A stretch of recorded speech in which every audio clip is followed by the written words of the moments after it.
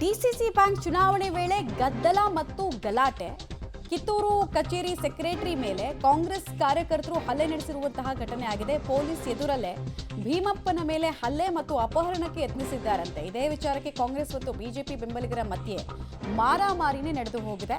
ಕಾಂಗ್ರೆಸ್ ಬೆಂಬಲಿತರ ಸಂಖ್ಯೆ ಕಡಿಮೆ ಇದ್ದ ಕಾರಣಕ್ಕೆ ಉಳಿದವರನ್ನ ಕಿಡ್ನಾಪ್ ಮಾಡೋದಕ್ಕೆ ಪ್ಲಾನ್ ಮಾಡಿದ್ರಂತೆ. ಚುನಾವಣೆ ಮುಂದೂಡೋ ಪ್ರಯತ್ನಕ್ಕೆ ಕಾಂಗ್ರೆಸ್ ಕಾರ್ಯಕರ್ತರು ಹಿಂಗೆ ಪ್ಲಾನ್ ಮಾಡ್ಕೊಂಡ್ರಂತೆ. ಇದಕ್ಕೆ ಬಿಜೆಪಿ ಬೆಂಬಲಿತ ಸದಸ್ಯರು ವಿರೋಧ ವ್ಯಕ್ತಪಡಿಸಿದ್ರು.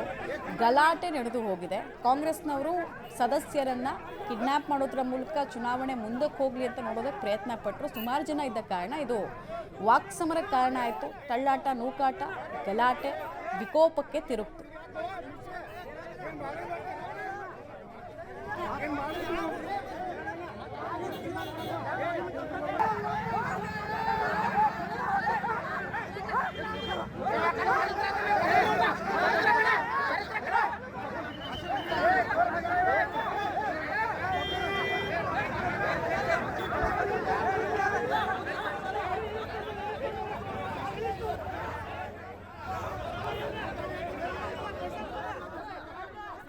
ಚುನಾವಣೆ ವಿಚಾರಕ್ಕಾಗಿರುವಂತಹ ಗಲಾಟೆ, ಇನ್ಫ್ಯಾಕ್ಟ್ ಮಾರಾಮಾರಿಯನ್ನು ನೀವು ಗಮನಿಸ್ತಾ ಇದ್ರೆ ಪೊಲೀಸರಿದ್ರೂ ಕೂಡ ಅವರೇ ಅಲ್ಲಿ ಮೂಕ ಪ್ರೇಕ್ಷಕರಾಗ್ಬಿಟ್ಟಿದ್ದಾರೆ. ಅವರೇ ಅಲ್ಲಿ ನೂಕಾಟ ತಳ್ಳಾಟದಲ್ಲಿ ಇರೋದನ್ನು ಗಮನಿಸ್ತಾ ಇದ್ದೀರಾ. ಅವ್ರಿಗೆ ಅದು ಕಂಟ್ರೋಲ್ ಮಾಡೋಕ್ಕೂ ಆಗ್ತಾ ಇಲ್ಲ ಕ್ರೌಡನ್ನು ಅಲ್ಲಿ. ಇನ್ನೊಂದು ಕಡೆಗೆ ಆಕ್ರೋಶವನ್ನು ಕಾಂಗ್ರೆಸ್ ಮತ್ತು ಬಿಜೆಪಿ ಕಾರ್ಯಕರ್ತರು ಇಬ್ಬರಲ್ಲೂ ಕೂಡ ವ್ಯಕ್ತ ಆಗ್ತಾ ಇರೋದನ್ನು ನೋಡ್ತಾ ಇದ್ದೀರಾ. ಕಿಡ್ನ್ಯಾಪ್ ಮಾಡೋದಕ್ಕೆ ಪೊಲೀಸರ ಸಮ್ಮುಖದಲ್ಲೇ ಪ್ರಯತ್ನ ಪಟ್ಟಿದ್ದಾರೆ. ಅವರಿದ್ದಾರೆ ಅಲ್ಲಿ, ಬಟ್ ಯಾರನ್ನೂ ತಡೆಯೋದಕ್ಕಾಗ್ತಾ ಇಲ್ಲ. ಯಾಕಂದರೆ ಆ ಸಂಖ್ಯೆಯಲ್ಲಿ ಜನ ಇದ್ದಾರೆ. ಕ್ರೌಡ್ ಕಂಟ್ರೋಲ್ ಮಾಡಬೇಕಾ, ಹಿಡಿತಾ ಇರೋರನ್ನ ಎಳಿಬೇಕಾ, ಯಾವುದೂ ಗೊತ್ತಾಗ್ತಾ ಇಲ್ಲ. ಒಟ್ಟಿನಲ್ಲಿ ದೊಡ್ಡ ಹೈಡ್ರಾಮಾಕ್ಕೆ ಬೆಳಗಾವಿಯಲ್ಲಿ ಈ ಚುನಾವಣೆ ಕಾರಣ ಆಗಿದೆ. ಡೀಟೇಲ್ಸ್ ಕೊಡ್ತಾರೆ ದಿಲೀಪ್. ಇಲ್ಲಿ ಅಡ್ಡ ಮಾರ್ಗದಲ್ಲಿ, ವಾಮ ಮಾರ್ಗದಲ್ಲಿ ಅಧಿಕಾರ ಹಿಡಿಬೇಕು ಅನ್ನುವಂತಹ ಆಸೆಗೆ ದೊಡ್ಡ ಹೈಡ್ರಾಮಾ ನಡೆದಿರೋ ಹಂಗೆ ಕಾಣಿಸ್ತಾ ಇದೆ. ಪ್ರಕರಣ ಏನಾದ್ರು ದಾಖಲಾಗಿದೆಯಾ? ಈಗ ಸದ್ಯದ ಪರಿಸ್ಥಿತಿ ಹೇಗಿದೆ?